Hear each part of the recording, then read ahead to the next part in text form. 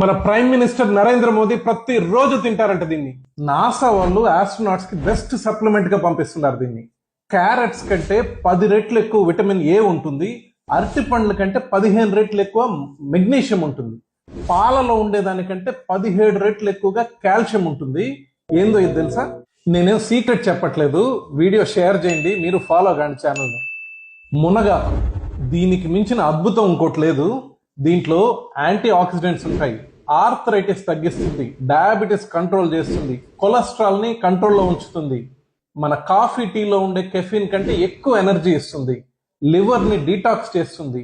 Skin లో glow తీసుకొచ్చి యవ్వనాన్ని తీసుకొస్తుంది. హెయిర్ ఫాల్ తగ్గిస్తుంది. వెయిట్ లాస్ ని కంట్రోల్ చేస్తుంది.